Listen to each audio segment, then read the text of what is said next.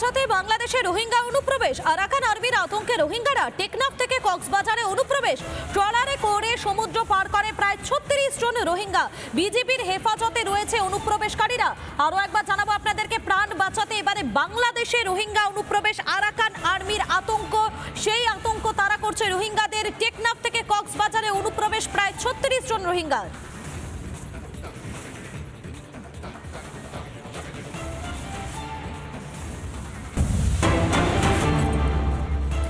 ভারত বাংলাদেশে আটক মৎস্যজীবীদের এবারে হস্তান্তরের সিদ্ধান্ত। বাংলাদেশে ফেরানো হলো ৯০ জন মৎস্যজীবীকে, পাশাপাশি ৯৫ জন ভারতীয়কে দেশে ফেরালো বাংলাদেশ। হস্তান্তর করা হলো দুই দেশের আটক নৌযানগুলোকেও, এবং নিয়ম মেনে দুই দেশে আটক মৎস্যজীবী হস্তান্তর।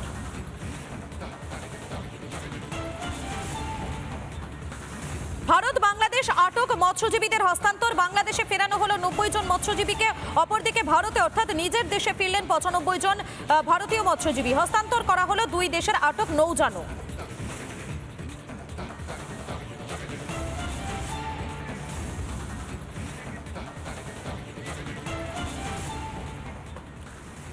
টাকা দিলেই ভুয়ো নথিতে একেবারে পাশ করানো সম্ভব হয়ে যেত। সেই টাকার অঙ্কটা ১ বা ২,০০০ নয়, সেটা ছাড়িয়ে যেত প্রায় ২৫-৩০ হাজার টাকা। এবং ২৫-৩০ হাজার টাকার বিনিময়ে এক একটি পাসপোর্টের জাল নথি তৈরি করার একটা কারবারই চালাচ্ছিল ধৃত প্রাক্তন এসআই সহ তার সাঙ্গপাঙ্গরা। দেখুন একবার।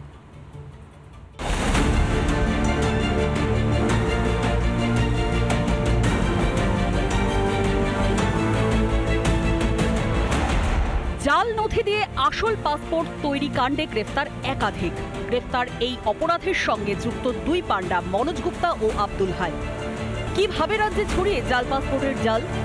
বেরিয়ে এসেছে একের পর এক বিস্ফোরক তথ্য। পাসপোর্টের জালিয়াতির ঘটনার তদন্তে নেমে শনিবারই হাবড়া থেকে গ্রেফতার করা হয়েছিল কলকাতা পুলিশের প্রাক্তন সাব ইন্সপেক্টর আব্দুল হাই। তাকে জেরা করে উঠে এলো হাড়হিম করা তথ্য। পুলিশ এও জানতে পেরেছে যে প্রত্যেক পাসপোর্ট পিছু ভেরিফিকেশনের ডকুমেন্টসে সই করার জন্য আব্দুল হাইয়ের পকেটে ঢুকতো ২৫ থেকে ৩০ হাজার টাকা। এমন তার ঘুষের বাহার ছিল যে তার যে ঠিকানাগুলো পাসপোর্টে তথ্য দেওয়া থাকতো, সেই ঠিকানাগুলোর অস্তিত্ব পর্যন্ত থাকতো না। সেই ঠিকানার যাচাই পর্যন্ত সে করতো না, অস্তিত্ব নেই এমন ঠিকানাও কিন্তু বহু মিলেছে। জাল নথির স্বীকৃতি দিতে নেওয়া হতো টাকা। প্রতি পাসপোর্টের জন্য ২৫ থেকে ৩০ হাজার টাকা। টাকা নিয়ে আব্দুল হাই শিলমোহর দিত ভুয়ো নথিতে। আরপিও থেকে আসল হিসেবে দেয়া হতো পাসপোর্ট। পাসপোর্ট যেত ভিনদেশের নাগরিকদের কাছে। ধৃত সমরেশ বিশ্বাসের অ্যাকাউন্ট থেকে লেনদেন। পাসপোর্ট বানানোর জন্য জন্মের ভুয়ো শংসাপত্র দিত সমরেশ বিশ্বাস। বার্থ সার্টিফিকেটে দেয়া ঠিকানারও অস্তিত্ব থাকতো না। বাইরের দেশ থেকে আসা নাগরিকদের এদেশি নাগরিক বানিয়ে এই দেশ থেকে অন্য দেশে কার্যত চালান করে দেওয়া হতো। ৫২টা মোট ৫২টা পাসপোর্ট আব্দুল হাইয়ের হাত থেকে বেরিয়েছিল, এবং যে পাসপোর্টগুলো ভুয়ো শংসাপত্রের ভিত্তিতে রেডি হয়েছিল এবং সেগুলো আরপিওর কাছে গিয়েছিল, আরপিও থেকে ইস্যু হয়েছিল। তাই শুধুমাত্র কি আব্দুল হাই, নাকি আব্দুল হাইয়ের মাথায় আরও কোনো বড় হাত ছিল যেটা এই চক্রকে চালাচ্ছিল, এটাও কিন্তু পুলিশ জানতে চাইছে। এক কথায় দেশ এবং পশ্চিমবঙ্গকে জালিয়াতির মাধ্যমে শিকেই তোলার দায়িত্ব নিয়েছিল এই অসাধু চক্র। জাল নথির পাসপোর্ট চলে যেত অনুপ্রবেশকারীদের হাতে বা দুষ্কৃতীদের হাতে। অতীতে যে কাজ বামপন্থীরা করেছেন সেই একই জুতোতে পা গলিয়ে দিয়েছেন মমতা বন্দ্যোপাধ্যায়। কিন্তু সিপিআইএম একটা সংগঠিত দল হওয়ার কারণে সেটা নিয়ন্ত্রণ করত তারা, আর এরা অনিয়ন্ত্রিত হয়ে গেছে। এখানে একদম সরাসরি টাকা নিয়ে করে দেয়া হচ্ছে, এবং এ কারণে বহু জঙ্গি তৎপরতা এ রাজ্যে বাড়ছে। কেন্দ্রীয় সরকার জানানোর পরেও কিছু করা যায়নি। বারাসাত আর মধ্যমগ্রাম হচ্ছে সবচেয়ে বড় হাব। যা কিছু হচ্ছে তৃণমূলের স্থানীয় নেতাদের জ্ঞাতসারেই হচ্ছে।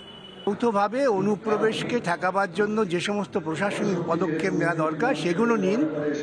সেইগুলো না নিয়ে একে অপরকেও দোষারোপ করে প্রকৃতপক্ষে জঙ্গিবাদদেরই প্রশ্রয় দিচ্ছে। শুধু কলকাতা নয়, ভুয়ো নথি দিয়ে পাসপোর্ট তৈরির তদন্তে নেমে চোখ কপালে ওঠার অবস্থা কলকাতা পুলিশের। আন্তরাজ্য চক্রের হদিশ পাচ্ছেন তদন্তকারীরা। তবে কোনো জঙ্গি সংগঠনের কাছে এই ভুয়ো নথির পাসপোর্ট গিয়েছিল কিনা তা নিয়ে তদন্ত শুরু করেছে পুলিশ। পিঙ্কি অধিকারীর রিপোর্ট, রিপাবলিক বাংলা।